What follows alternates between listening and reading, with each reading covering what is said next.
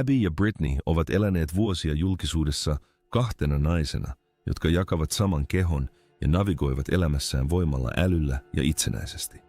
Mutta kun uutinen Abby Henselin avioliitosta levisi, internet ei vain reagoinut. Se räjähti. Ja yksi kysymys alkoi kiertää kaikkialla. Oliko tämä rakkautta vai jotain synkempää? Mistä tämä tarina siis tuli? Onko huhujen takana totta vai onko tämä jälleen yksi tapaus, jossa internet muuttaa uteliaisuuden kiistaksi? Liity seuraamme, kun paljastamme otsikoiden takana olevan tarinan ja erottelemme todellisuuden spekulaatioista. Fyysinen todellisuus. Abbyn ja Britneyn fyysisen todellisuuden ymmärtäminen alkaa yhdestä tärkeästä tosiasiasta. He syntyivät 7. maaliskuuta 1990 Minnesotassa yhteenkasvaneina kaksosina. Lääkärit tiesivät heidän tapauksensa olevan harvinainen heti heidän tultuaan maailmaan. Heidät tunnetaan lääketieteellisesti digafalisina parafagus-kaksosina. Tämä tarkoittaa, että heillä on 2 päätä, mutta yksi yhteinen vartalo. He eivät ole yksi ihminen, jolla on 2 persoonallisuutta. He ovat 2 erillistä yksilöä, jotka sattuvat jakamaan yhden kehon. Kummallakin sisarella on omat aivonsa, sydämensä, vatsansa, selkärankansa ja selkäydin. Kyllä, 2 sydäntä. Tämä yllättää monia ihmisiä. Heidän ylävartalossaan on monia erillisiä elimiä, jotka mahdollistavat heidän ajattelemisen, tuntemisen ja reagoinnin itsenäisesti. Vyötärön alapuolella heillä on kuitenkin useita yhteisiä elimiä. Heillä on 1 lisääntymiselimet ja 1 alempi ruoansulatusjärjestelmä. Heidän anatomiansa on monimutkainen, mutta vakaa. Lääkärit totesivat jo varhain, että heidän erottamisensa olisi erittäin vaarallista ja todennäköisesti kohtalokasta toiselle tai molemmille. Tästä syystä he ovat eläneet fyysisesti yhdessä syntymästä asti. Yksi kiehtovimmista osista heidän fyysisessä todellisuudessaan on se, miten kehon hallinta toimii. Abby hallitsee yhteisen kehonsa oikeaa puolta. Britney hallitsee vasenta. Tämä tarkoittaa, että Abby liikuttaa oikeaa käsivartta ja oikeaa jalkaa, kun taas Britney liikuttaa vasenta käsivartta ja vasenta jalkaa. Kävely ei ole heille automaattista. Se vaatii koordinaatiota joka ikinen askel. Lapsuudesta asti heidän on täytynyt oppia istumaan, ryömiä, seisomaan ja kävelemään joukkueena. Jokaista liikettä piti harjoitella. He eivät voineet luottaa pelkästään vaistoonsa. Kommunikointi ja ajoitus olivat olennaisia alusta alkaen. Syntyessään heillä oli 3 kättä. 3. käsi sijaitsi heidän kaulansa välissä ja oli alikehittynyt. Pian heidän syntymänsä jälkeen kirurgit poistivat tämän käden. Leikkaus onnistui, mutta se jätti jälkeensä 1 lapaluun selän keskelle. Tämä on edelleen osa heidän fyysistä rakennettaan. Ylimääräisen raajan poistaminen mahdollisti tasapainoisemman liikkumisen heidän kasvaessaan. Kehittyessään lääkärit huomasivat muita fyysisiä eroja heidän välillään. Yksi tärkeä ero on heidän pituudessaan ja jalkojensa pituudessa. Britneyn vasenjalka on noin 5 senttimetriä lyhyempi kuin Abbyn oikea jalka. Tästä syystä Britney kävelee usein varpaillaan Abbyn askeleen tahdissa.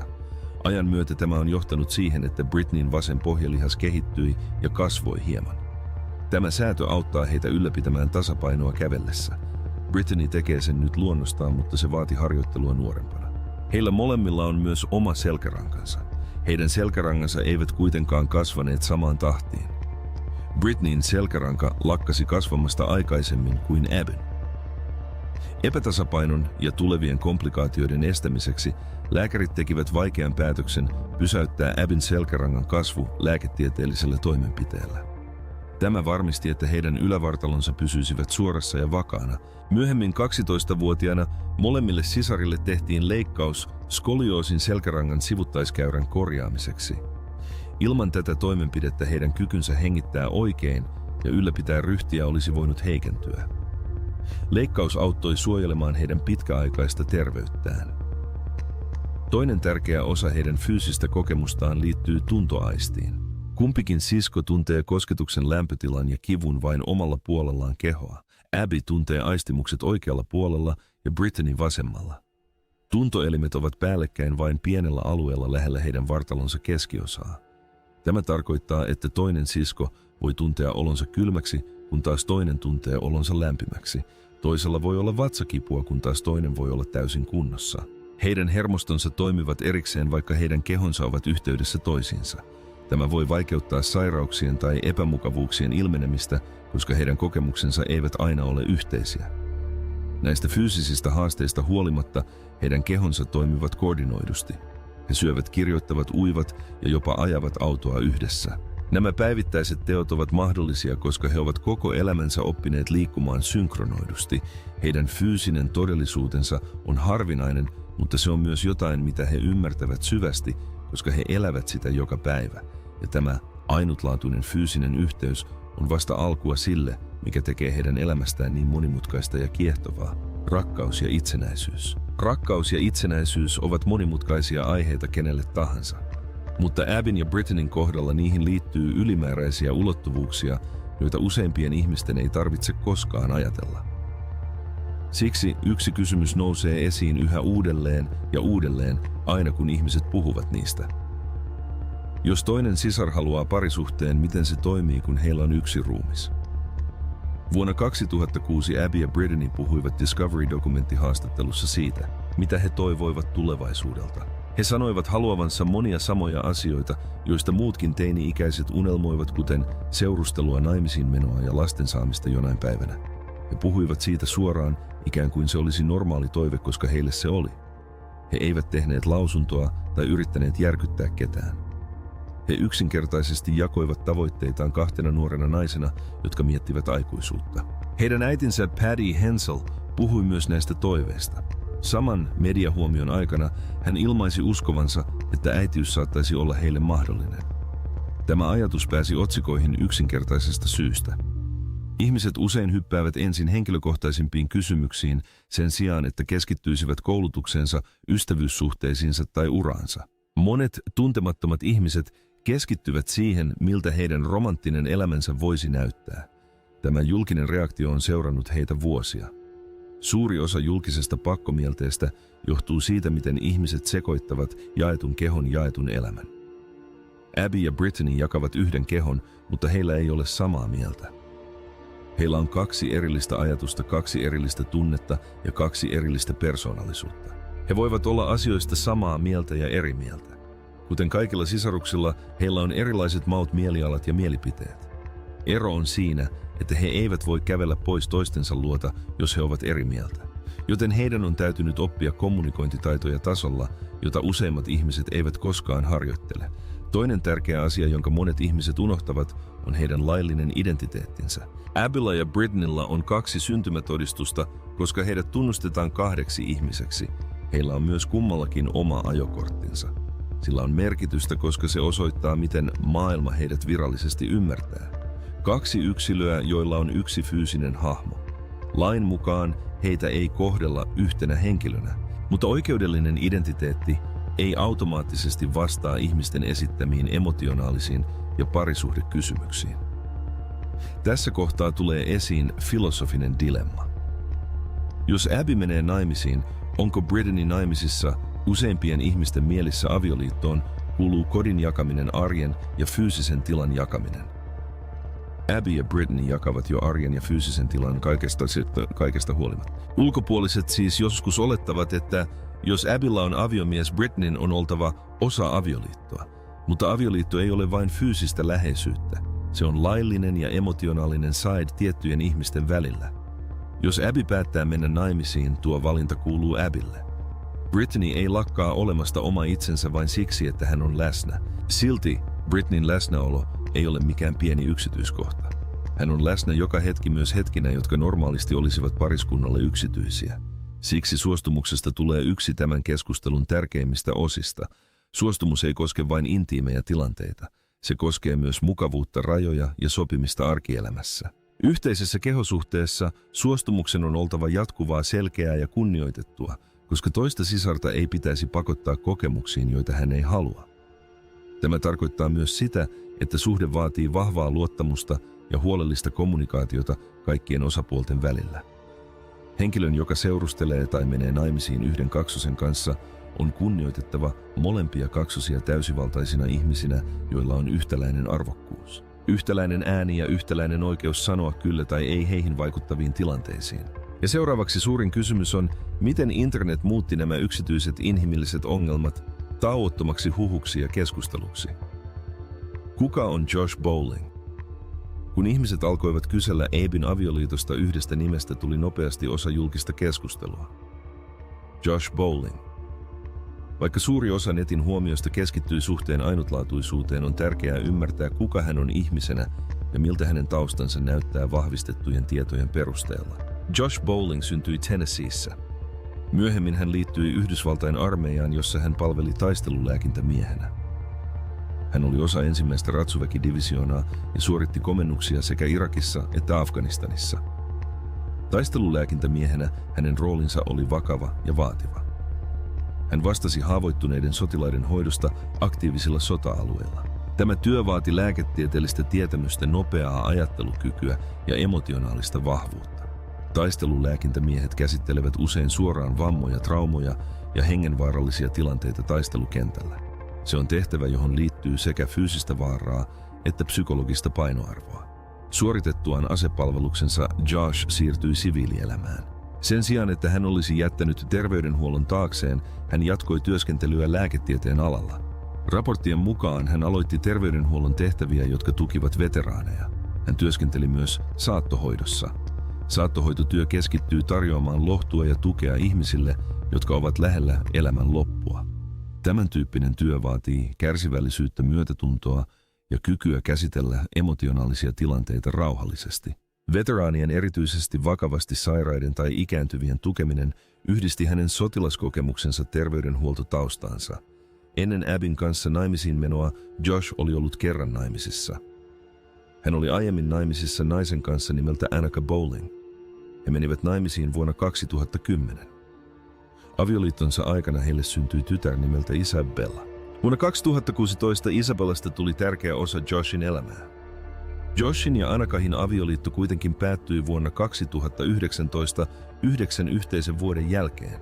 Heidän avioeronsa merkitsi uutta lukua Joshin henkilökohtaisessa elämässä.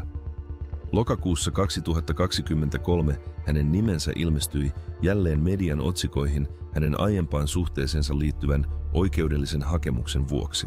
People-lehden mukaan Joshin ja toisen miehen välillä oli nostettu isyyskanne. Oikeuden asiakirjoissa pyydettiin DNA-testejä lapsen biologisen isän selvittämiseksi. Geenitestien yksityiskohtia ei julkistettu ja tulokset pidettiin luottamuksellisina lapsen iän vuoksi. Raportissa tehtiin selväksi, että asiaan liittyi oikeudellisia menettelyjä, mutta siinä ei paljastettu yksityisiä tuloksia. On tärkeää huomata, että näiden dokumentoitujen tosiasioiden lisäksi suuri osa verkossa liikkuvasta on spekulaatiota. Julkiset tiedot ja varmennetut raportit tarjoavat vain vähän tietoa henkilökohtaisista asioista. Asepalvelus, terveydenhuoltotyö, avioliitto, avioero ja oikeudelliset hakemukset muodostavat vahvistetun pääpiirteen hänen taustastaan. Loput täyttyvät usein yleisen mielipiteen, uteliaisuuden tai huhujen perusteella. Kun Abby meni naimisiin Joshin kanssa marraskuussa 2021, huomio heräsi nopeasti. Osa tästä huomiosta keskittyi hänen sotilastaustansa. Jotkut keskittyivät hänen edelliseen avioliittoonsa, toiset siihen, miten parisuhde toimisi tällaisessa ainutlaatuisessa tilanteessa. Mutta keskustelun keskiössä on mies, jolla on historiaa asepalveluksesta, terveydenhuollon työstä, isyydestä ja aiemmasta pitkäaikaisesta avioliitosta. Ja yleisön uteliaisuuden kasvaessa huomio siirtyi hitaasti siitä, kuka hän on, siihen, mitä ihmiset uskoivat hänen aikomustensa olevan. Internetin pakkomielle. Kun Abby meni naimisiin, internet reagoi nopeasti. Sen sijaan, että ihmiset olisivat vain onnitelleet, monet alkoivat epäillä. Jotkut kutsuivat suhdetta oudoksi, toiset menivät pidemmälle ja sanoivat sen olevan yksinkertaisesti väärä. Tämä reaktio kertoo paljon siitä, miten yhteiskunta suhtautuu vammaisuuteen, ihmissuhteisiin ja naisten kehoihin. Joten todellinen kysymys kuuluu, onko tämä pakkomielle huolenpitoa vai pelkoa? Tällaisissa keskusteluissa usein esiintyy termi hartaus. Hartaus viittaa viehätykseen vammaisia ihmisiä kohtaan, erityisesti heidän vammansa vuoksi. Se on dokumentoitu ilmiö ja tutkijat ovat kirjoittaneet siitä vuosia. Jotkut ihmiset eivät ole kiinnostuneita vain ihmisestä, vaan näkyvästä erosta itsestään. Tämä todellisuus voi tehdä perheistä ja vammaisista henkilöistä varovaisia suhteisiin ryhtyessään, koska se herättää huolta motivaatiosta. Mutta on tärkeää olla varovainen.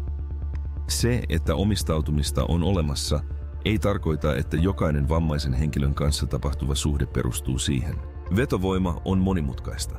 Suhteet rakentuvat persoonallisuudelle, yhteisille arvoille, huumorille ja emotionaaliselle yhteydelle. Internet usein jättää nämä kerrokset huomiotta ja keskittyy vain fyysisiin eroihin. Tämä reaktio ei ole uusi. Historiallisesti ihmisiä, joilla oli epätavallisia fyysisiä piirteitä, esiteltiin niin sanotussa spektaakkelikulttuurissa. 1800-luvulla ja 1900-luvun alussa kiertävissä esityksissä esitettiin harvinaisista sairauksista kärsiviä henkilöitä. Yleisö maksoi rahaa tuijottamisesta. Nämä esitykset esittivät ihmiset kuriositeetteina pikemminkin kuin täysivaltaisina ihmisinä. Yleisö oppi katsomaan eroavaisuuksia kiehtovasti ymmärryksen sijaan. Vaikka nämä esitykset ovat poissa, tuijottamisen tapa ei kadonnut, se siirtyi verkkoon. Sosiaalinen media antaa miljoonille ihmisille mahdollisuuden kommentoida välittömästi. Kun Abyn avioliitto tuli julkiseksi, monet katsojat pitivät sitä viihteenä. Sen sijaan, että he olisivat kysyneet, miltä Abystä tuntui, he kysyivät, miten suhde toimi fyysisesti. Yksityisyyden kunnioittamisen sijaan he keskittyivät läheisyyteen. Kun jokin on harvinaista, se herättää huomiota. Kun kyse on ihmiskehoista, erityisesti naisten kehoista, huomiosta tulee usein henkilökohtaista ja tunkeilevaa. Ongelma ei ole uteliaisuus sinänsä. Ongelma on se, kun uteliaisuus muuttuu objektisoinniksi. Toinen syy internetin voimakkaaseen reaktioon on projektio. Projektio tapahtuu, kun ihmiset asettavat omia pelkojaan tai oletuksiaan jonkun toisen tilanteeseen. Monet ihmiset katsovat Abyn ja Britneyn yhteistä kehoa ja miettivät, miltä heistä itsestä tuntuisi siinä asennossa. He kuvittelevat epämukavuutta, yksityisyyden menetystä tai itsenäisyyden puutetta. Sitten he olettavat, että samat tunteet pätee myös kaksosiin. Tämä johtaa moraaliseen paniikkiin. Moraalinen paniikki syntyy, kun yleisö leimaa jonkin nopeasti vaaralliseksi tai vääräksi ilman täydellisiä todisteita. Kun ihmiset kuulevat miehen menevän naimisiin toisen kaksosista kanssa, he miettivät heti, käyttääkö mies heitä hyväkseen. He ovat huolissaan kontrollista tai manipuloinnista. Vaikka jonkun hyvinvoinnista huolehtiminen voi olla tervettä, nettireaktiot usein ohittavat tosiasiat ja siirtyvät suoraan syytöksiin. Epätavanomaiset suhteet tekevät ihmiset epämukaviksi. Yhteiskuntaa käytetään selkeyttämään ihmissuhdemalleja. 2 erillistä kehoa, yksityinen tila ja yhteinen koti. Abby ja Brittany eivät sovi tähän rakenteeseen. Heidän tilanteensa haastaa tavanomaiset käsitykset seurustelusta, avioliitosta ja intiimiydestä. Kun jokin kyseenalaistaa sen, mikä tuntuu normaalilta, monet ihmiset reagoivat epäillen. Myös vallan epätasapainoa pelätään. Kaikissa parisuhteissa ihmiset ovat huolissaan siitä, että toisella kumppanilla on enemmän valtaa kuin toisella. Tässä tapauksessa ulkopuoliset saattavat olettaa, että kaksoset ovat haavoittuvia, koska heillä on yhteinen keho. Mutta haavoittuvuutta ei pidä sekoittaa avuttomuuteen. Abby ja Britney ovat aikuisia, joilla on koulutusura ja vahvat kommunikointitaidot. Se oletus, etteivät he pysty tekemään tietoon perustuvia valintoja, vie heidän toimijuudeltaan. Sukupuolella on tässä keskustelussa merkittävä rooli. Tutkimukset osoittavat, että noin 70% synnytyksestä selvinneistä yhteenkasvaneista kaksosista on tyttöjä. Tämä tarkoittaa, että useimmat julkiset tapaukset koskevat naisia. Ja naisten kehoista on pitkään keskusteltu, niitä on arvioitu ja kontrolloitu paljon julkisessa keskustelussa. Kun vammainen nainen aloittaa romanttisen suhteen, ihmiset usein kyseenalaistavat hänen harkintakykynsä. Yhteiskunnassa on pitkään epäilty vammaisten naisten kykyä tehdä omia päätöksiään rakkaudesta. Tämä johtaa infantilisoitumiseen. Infantilisoitumista tapahtuu, kun aikuisia kohdellaan kuin lapsia. Vammaisista naisista puhutaan usein ikään kuin he tarvitsisivat jatkuvaa suojelua tai valvontaa, vaikka he olisivat täysin toimintakykyisiä aikuisia. Tämä kaksoistandardi näkyy selvästi verkossa. Sen sijaan, että oletettaisiin Abyn tehneen oman päätöksensä, jotkut ihmiset rajaavat tilanteen ikään kuin jonkin täytyy olla vialla. He harvoin kohdistavat samaa epäilystä vammattomiin pareihin. Keskittyminen vähenee vähemmän rakkauteen ja enemmän siihen, pitäisikö se sallia. Pakkomielteen ytimessä on epämukavuus. Epämukavuutta kehojen kanssa, jotka eivät vastaa odotuksia. Epämukavuutta ihmissuhteiden kanssa, jotka eivät näytä tyypillisiltä. Epämukavuutta naisten kanssa, jotka vaativat autonomiaa tavoilla, jotka kyseenalaistavat perinteiset käsitykset. Ja kun ymmärrämme tämän epämukavuuden, seuraavasta kysymyksestä tulee entistä tärkeämpi. Miten kaikki tämä julkinen paine vaikuttaa ihmisiin, jotka todella elävät tarinaa, media vääristää? Mediahuomio on ollut osa Abbyn ja Britneyn elämää jo vuosia, mutta tapa, jolla heidän tarinaansa on esitetty, on muuttunut ajan myötä. Aluksi painopiste oli opettavaisessa ja kunnioittavassa sisällössä, myöhemmin sävy muuttui. Se, mikä alkoi harkittuna uutisointina, muuttui hitaasti äänekkäämmäksi, nopeammaksi ja dramaattisemmaksi. Vuonna 2006 he esiintyivät dokumentissa nimeltä Joined for Life. Ohjelma antoi katsojille lähemmän katsauksen heidän päivittäisiin rutiineihinsa, sairaushistoriaansa ja henkilökohtaisiin tavoitteisiinsa. Sävy oli rauhallinen ja informatiivinen. Se selitti heidän tilansa selkeästi ja antoi heidän puhua puolestaan. Dokumentti näytti heidät teini-ikäisinä, joilla oli unelmia, huumoria ja tulevaisuuden suunnitelmia. Katsojat näkivät heidän persoonallisuutensa, heidän tiimityönsä ja heidän perheensä tuen. Tavoitteena oli ymmärrys, ei järkytys. Vuosia myöhemmin vuonna 2012 he esiintyivät omassa Tosi TV-sarjassaan Abby ja Brittany. Tämä ohjelma seurasi heitä yliopiston jälkeen, kun he aloittivat opettajan uransa ja sopeutuivat aikuisuuteen. Jälleen kerran keskityttiin itsenäisyyteen, ystävyyteen ja työhön. Kamerat tallensivat normaaleja hetkiä, kuten asunnon etsimistä, matkustamista ja tuntisuunnitelmien laatimista. Sarja antoi heille mahdollisuuden esiintyä omilla ehdoillaan. Se osoitti heidän vahvuutensa ja haasteensa tekemättä heistä spektaakkelia. Näinä vuosina heidän medianäkyvyytensä tuntui kontrolloidulta. He saivat itse päättää, milloin osallistuivat. Haastattelut olivat strukturoituja, editointi oli huolellista. Yleisö sai tietää heidän lääketieteellisestä todellisuudestaan ja tavoitteistaan tavalla, joka tuntui tasapainoiselta. Heitä kuvailtiin usein inspiroiviksi, koska he rakensivat uraa ja elivät täyttä elämää.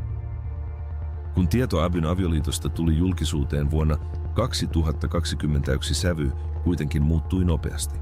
Sen sijaan, että he olisivat keskittyneet heidän työelämäänsä tai henkilökohtaiseen kasvuunsa, monet otsikot keskittyivät avioliiton järkyttävään luonteeseen. Uutisointi muuttui inspiroivasta dokumentista sellaiseksi, mitä jotkut kutsuisivat avioliittospektaakkeliksi. Artikkeleissa alettiin esittää henkilökohtaisia kysymyksiä intiimiydestä. Sosiaalisen median käyttäjät keskustelivat siitä, miten suhde toimii. Keskustelun suunta muuttui lähes yhdessä yössä. Clickbait-otsikoilla oli suuri rooli tässä muutoksessa. Clickbait-kampanjat on suunniteltu herättämään huomiota nopeasti, usein dramaattisilla sanoilla. Lauseet kuten "et usko" tai "järkyttävä totuus" ovat yleisiä esimerkkejä. Nämä otsikot herättävät uteliaisuutta ja joskus jopa raivoa jo ennen kuin lukija edes tietää faktoja. Abbyn tapauksessa jotkut otsikot keskittyivät enemmän kiistaan kuin vahvistettuun tietoon. Kun otsikko leviää, monet ihmiset reagoivat siihen lukematta koko juttua. TikTok myös vahvisti reaktiota. Lyhyet videoleikkeet heidän häätanssistaan levisivät kulovalkean tavoin. Käyttäjät lisäsivät omia kommenttejaan, joskus kannustavia ja joskus kriittisiä. Koska TikTokin sisältö liikkuu niin nopeasti, mielipiteet leviävät nopeasti. Yksi video voi tavoittaa miljoonia ihmisiä tunneissa. Kun tieto kulkee niin nopeasti, vivahteet usein katoavat. Monimutkaiset aiheet tiivistyvät lyhyiksi klipeiksi ja lihavoituiksi kuvateksteiksi. Otsikot ja viraalijulkaisut muokkaavat käsitystä ennen faktoja. Kun ihmiset kuulevat tarinasta ensimmäisen kerran dramaattisen sanamuodon kautta, se vaikuttaa siihen, miten he tulkitsevat kaiken seuraavan. Vaikka myöhemmät raportit tarjoaisivatkin tasapainoisia yksityiskohtia, ensivaikutelmaa voi olla vaikea muuttaa. Abbyn ja Britannian tapauksessa mediamuotoilun muutos muutti sitä, miten monet ihmiset näkivät heidän avioliittonsa. Ja kun tarina alkaa elää omaa elämäänsä verkossa, asianosaisten on vaikeampi hallita sitä, miten heidät nähdään yhteisen avioliiton sisällä. Ensimmäinen todellisuus on yksinkertainen. Yksityisyys toimii heille eri tavalla kuin useimmille pariskunnille. Koska Abby ja Brittany jakavat saman kehon, Brittany on fyysisesti läsnä Abbyn elämässä joka hetki, myös silloin, kun se normaalisti olisi puolisoiden välistä yksityisyyttä. Tämä ei tarkoita, että Brittany olisi automaattisesti osa suhdetta. Se tarkoittaa, että kaikissa Abbyyn liittyvissä suhteissa on kunnioitettava sitä tosiasiaa, että läsnä on myös toinen täysiverinen ihminen. Voimme silti sanoa tämän tekemättä oletuksia henkilökohtaisista yksityiskohdista. Fyysinen läheisyys, rajat ja mukavuus on käsiteltävä selkeällä sopimuksella jaetussa kehotilanteessa.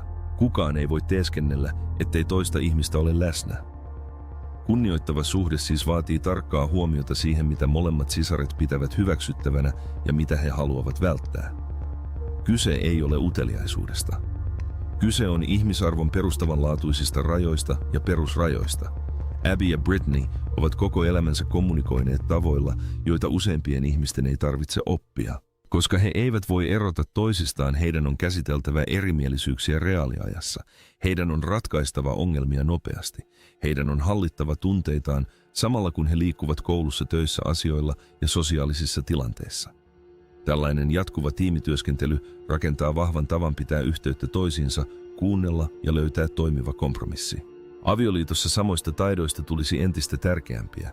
Romanttiset suhteet tuovat luonnostaan uusia tunteita, jännitystä, stressiä, mustasukkaisuutta, turhautumista ja lohtua. Kun toinen sisarista on naimisissa, nämä tunteet eivät ole erillisessä tilassa. Ne tapahtuvat elämässä, jonka molemmat sisaret jakavat. Tämä tarkoittaa, että siskojen välinen emotionaalinen rehellisyys olisi keskeinen osa kodin rauhan ja kunnioituksen ylläpitämistä. Heidän tilanteessaan suostumus ei koske vain intiimejä aiheita. Siihen kuuluu myös arkipäivän päätöksiä, jotka vaikuttavat heidän yhteiseen kehonsa ja yhteiseen aikaansa. Esimerkiksi minne he menevät, kenen kanssa he viettävät aikaa, mitä suunnitelmia tehdään viikonlopuille tai lomille, kuinka paljon aikaa vietetään pariskunnan ja perheen kesken. Mitkä aktiviteetit tuntuvat mukavilta molemmille sisaruksille? Neuvotteluja on tehtävä usein, koska yksi päätös voi vaikuttaa kaikkiin. Jos Abby haluaa osallistua tapahtumaan pariskuntana, Brittany on silti oltava paikalla fyysisesti. Jos Brittany haluaa hiljaista aikaa, Abby on myös paikalla. Suostumuksesta tulee siis jatkuva prosessi, jossa tarkistetaan tilanne, sovitaan, asetetaan rajoja ja säädetään, kun jokin ei tunnu oikealta. Tässä kohtaa myös ulkoinen kunnioitus on tärkeää. Puolison tulisi kohdella molempia sisaria täysivaltaisina aikuisina, joilla on täysi oikeus. Vaikka avioliitto olisi laillisesti Abbyn ja hänen aviomiehensä välillä, Brittany ei ole taustahahmo. Hän on henkilö, jolla on oma mukavuusalueensa, oma äänensä ja oma kykynsä sanoa kyllä tai ei tilanteissa, jotka koskevat hänen kehoaan ja elämäänsä. Yhteisavioliitto muuttaa myös sitä, miten kotitalous voi olla organisoitu. Kotielämään kuuluu yleensä rutiineja, nukkumista, peseytymistä, pukeutumista, rentoutumista ja aikataulujen hallintaa. Abby ja Brittany elävät jo ennestään rutiinien kanssa, jotka edellyttävät yhteistyötä. Puolison lisääminen tarkoittaa, että nämä rutiinit saattavat vaatia uusia sääntöjä ja selkeitä odotuksia. Esimerkiksi pariskunnat usein sisällyttävät päiväänsä yksityistä aikaa. Tässä tapauksessa yksityisyys ei tarkoittaisi Brittany'n katoamista. Se voisi tarkoittaa sovittua hiljaista aikaa, sovittuja keskustelurajoja tai sovittuja tapoja antaa emotionaalista tilaa myös fyysisen tilan jakamisen aikana. Tavoitteena olisi kunnioitus, ei teeskennellä tilanteen olevan erilainen kuin se on. Brittany'n naimattomuus on tärkeää, koska se korostaa asiaa, jonka monet ihmiset ymmärtävät väärin.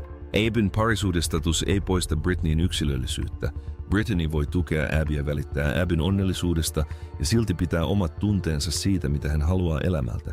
Hän saattaa haluta enemmän yksityisyyttä. Hän saattaa haluta erilaisia sosiaalisia rajoja. Hän saattaa haluta oman parisuhteen jonain päivänä tai sitten ei.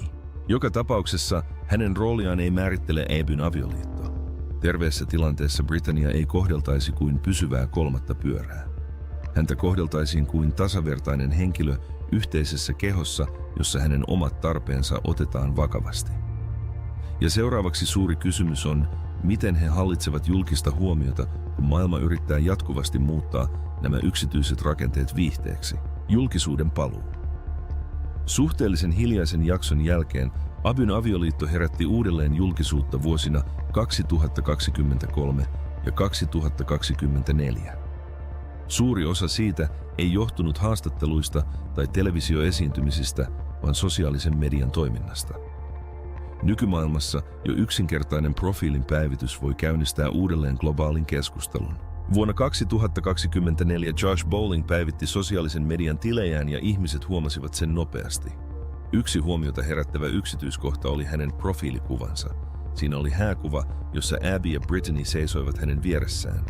Kuvassa heidät nähtiin muodollisesti pukeutuneina hymyilevinä ja poseeraamassa yhdessä hääpäivänään. Monille katsojille tuo yksi kuva vahvisti avioliiton jatkuvan. Toisille se avasi uudelleen keskusteluja, jotka eivät olleet koskaan täysin ratkenneet verkossa. Sosiaalinen media toimii eri tavalla kuin perinteinen uutisointi. Otsikoihin pääsemiseksi ei tarvita virallista ilmoitusta. Kun käyttäjät alkoivat jakaa kuvakaappauksia päivitetystä profiilikuvasta, keskustelu levisi alustoille ja kommenttiosiot täyttyivät mielipiteistä. Jotkut ihmiset onnittelivat, toiset kyseenalaistivat suhteen uudelleen. Sama uteliaisuus, joka oli ilmaantunut vuonna 2021, palasi joskus jopa voimakkaampana. Toinen osa uudelleen pinnalle nousemista käsitteli verkossa jaettuja perhehetkiä. Juontajien joukossa oli arkipäiväisiä kohtauksia, joissa esiintyivät Josh Abby Brittany ja Isabella Joshin tytär edellisestä avioliitosta. Kuvissa ja lyhyissä videoissa he esiintyivät yhdessä lomien, satunnaisten retkien ja yksinkertaisten perheen aktiviteettien aikana. Näissä kuvissa näkyi naurua, rentoa kehonkieltä ja normaalia päivittäistä vuorovaikutusta. Isabella oli läsnä useissa julkaisuissa hymyillen ja osallistuen kuten kuka tahansa lapsi, joka viettää aikaa perheen kanssa. Joillekin katsojille nämä julkaisut inhimillistivät tilanteen. He näkivät uusperheen yrittämässä elää normaalia elämää. Toisille kuvat herättivät enemmän kysymyksiä.